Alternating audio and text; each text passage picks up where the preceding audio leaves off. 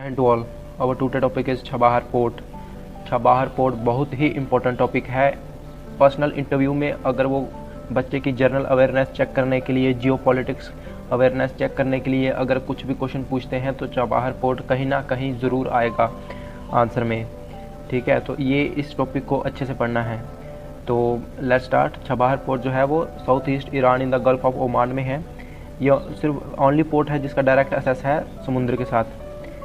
Gwadar port जो है, जो इससे सिर्फ 72 किलोमीटर दूर है। ग्वादर पोर्ट चाइना और पाकिस्तान की फंडिंग से बना है। पाकिस्तान में है कराची के पास, लेकिन उसकी आधी फंडिंग चाइना ने की हुई है। तो चाइना कहीं ना कहीं अपनी मिलिट्री वहाँ पे सेटअप करना चाहता है और इंडिया इसलिए इस छबाहर पोर्ट में इतना इंटरेस्टेड है to counter the Chinese influence in Gwadar port. Okay, हर एक चीज़ को हम एसएसबी के रिलेटेड ही लेके चलेंगे। हर एक चीज़ में हम एसएसबी में क्या फ़ायदा होगा उस चीज़ों को निकाल के चलेंगे। ठीक है, हर एक चीज़ में से हम अपनी सिचुएशन रिएक्शन टेस्ट ढूंढ सकते हैं, बैट ढूंढ सकते हैं, एक स्टोरी ढूंढ सकते हैं। हर एक वर्ड से, हर एक सेंटेंस से एक स्टोरी निकल सकती है। ठीक है, वही चीज़ हमें अपने अंदर लानी है। Okay, continue. छबाहर पोर्ट में एक्चुअली 2 पोर्ट हैं, एक है शाहिद कलांतारी और एक है शाहिद बेहस्ती। जो इंडिया की पोर्ट ग्लोबल लिमिटेड जो कंपनी है वो बेहस्ती पोर्ट पे काम करती है। ठीक है, और ये पोर्ट बहुत ही इम्पोर्टेंट है because it is A V can say it is hub of opportunities. Okay, ये सारी बेसिक सी चीज़ें हमें पता है, बट एक्चुअली में क्या है, पहले इंडिया ने क्या सोचा था कि हम छबाहर पोर्ट बनवाएंगे, उसका यूज़ करेंगे, अपना सामान ईरान के थ्रू अफ़गानिस्तान में रेलवे बनाएंगे, वहाँ से सीधा अफ़गानिस्तान में इंपोर्ट एक्सपोर्ट हम करेंगे। ठीक है, लेकिन बाद में तालिबान आने के बाद ये मूवमेंट काफ़ी स्लगिश हो गई। लेकिन अब भी but due to the lack of funding by Indian government ये जो प्रोजेक्ट है वो कहीं ना कहीं लैगिंग बिहाइंड ही चल रहा है। बट हमें ये इसको आगे लेके जाना चाहिए।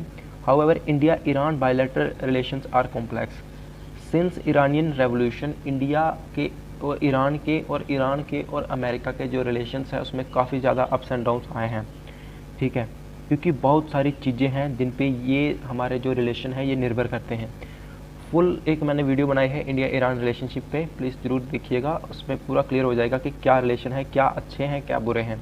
ठीक है, अब एसएसबी लेक्चरेट में क्या होता है, जब हम स्लिप निकालते हैं 4 टॉपिक होते हैं, 4 में से एक बिल्कुल सिंपल होता है, एक थोड़ा टफ होता है, ऐसा माना जाता है। तो ये छबाहर पोर्ट थोड़ा मीडियम लेवल का है ये। ओके, जो तो बिल्कुल सिंपल होते हैं उनको तो हम नॉर्मली कैसे करते हैं वो मैं किसी दिन बताऊँगा आपको, जैसे ग्लोबल वार्मिंग हो गया, चाइल्ड लेबर हो गया, डाउरी सिस्टम हो गया, वाटर पोल्यूशन हो गए। ठीक है, ये सब छोटे छोटे आसान टॉपिक होते हैं, इनको एक ट्रिक है, एक फॉर्मेट है, वो फॉर्मेट मैं किसी दिन आपको बताऊंगा, आप ये सारे टॉपिक आराम से कर लोगे।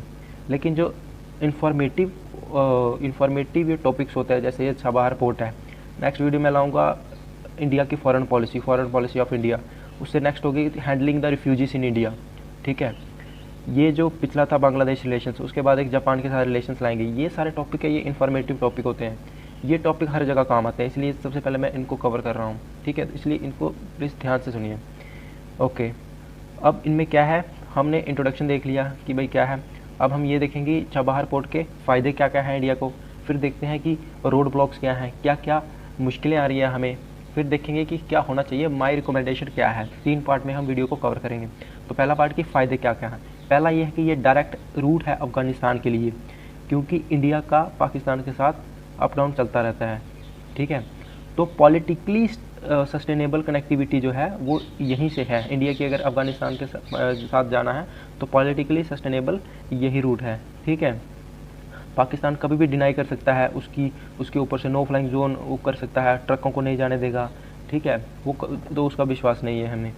और छबाहर पोर्ट अफ़गानिस्तान को भी हेल्प करेगा बाकी कंट्रीज़ के साथ ट्रेड करने के लिए। खैर अभी तालिबान की क्या पॉलिसी है वो जस्टिफाइड नहीं है। तो इसका रिज़ल्ट क्या हुआ, हमें पाकिस्तान पे लेस डिपेंड होना पड़ रहा है अफ़गानिस्तान के साथ, क्योंकि हमने बहुत ही ज़्यादा ह्यूमैनिटेरियन जो वहाँ पे चलाए हैं अफ़गानिस्तान में, काफ़ी मदद करी है। और फ्यूचर में भी इंडिया जो है वो तालिबान के साथ या अफ़गानिस्तान के साथ एक अच्छा रिलेशन ही देखता है। हमारी एम्बेसी थी, ईरान की एम्बेसी थी वहाँ पे, थोड़ी देर के लिए बंद हुई थी, अब फिर से एम्बेसीज खुल रही हैं और India is also looking to reopen its embassy in Afghanistan. Okay, so ये है। नेक्स्ट है, हाँ, पाकिस्तान को तो हमने बाईपास कर दिया। दूसरे नंबर पे चाइना को काउंटर करना है।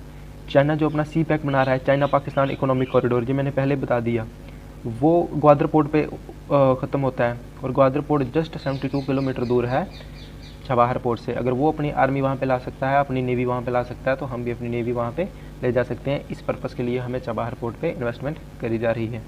दूसरे नंबर पे ट्रेड के लिए जो उसकी लोकेशन है वो ऐसी जगह पे है ना कि ये अगर फंक्शनल हो गया तो जो हमारी इंपोर्ट होगी ना आयरन की, शुगर की, राइस की इंपोर्ट एक्सपोर्ट, इसमें बहुत ज़्यादा बूस्ट मिलेगा। ठीक है, ऑयल के लिए तो है ही। ठीक है, तो 30 इसको माना जाता है कि 30% cheaper import than the Mediterranean Suez road.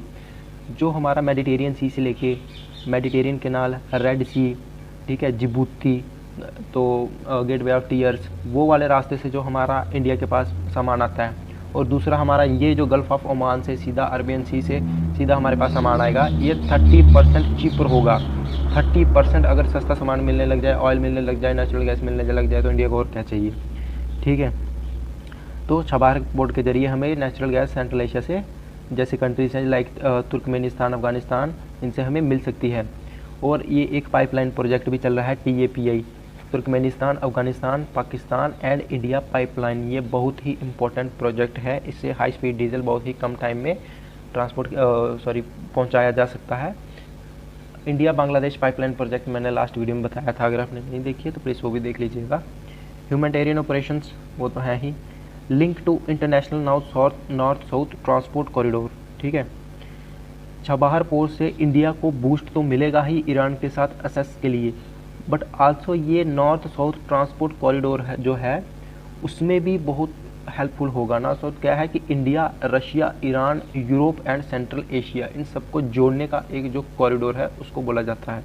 ठीक है, क्या है, 7200 किलोमीटर का मल्टी मॉडल ट्रांसपोर्ट कॉरिडोर है जो कि इन सबको जोड़ेगा। ठीक है, मुंबई से लेके रशिया तक, सेंट पीटर्सबर्ग तक ये एक रूट है। ठीक है, इसमें मैरीटाइम भी है और ये भी है, रोड और रेल भी है। ये एक रोड है, हम कह सकते हैं कि ये चाइना का सीपैक का एक काउंटर है। ठीक है, तो अगर ये ऑपरेशन में आ गया तो जो स्यूज़ कैनाल वाला जो ट्रैफिक है या उस पर लोड है वो कम हो जाएगा। ठीक है, उसके बाद हमने फ़ायदे देख लिए कि फ़ायदे क्या है। हम चाइना को काउंटर कर पा रहे हैं, अफ़गानिस्तान में ह्यूमैनिटेरियन ऑपरेशन चला पा रहे हैं। ठीक है, हम पाकिस्तान को बाईपास कर पा रहे हैं। हमारा ये जो कॉरिडोर है, जो हमारा एक ड्रीम है, ये पूरा हो सकता है। बट मुश्किलें कहाँ कहाँ आ रही हैं? मुश्किलें यहाँ आ रही हैं, फर्स्ट जो है वो ग्रोइंग ईरान चाइना टाइज़।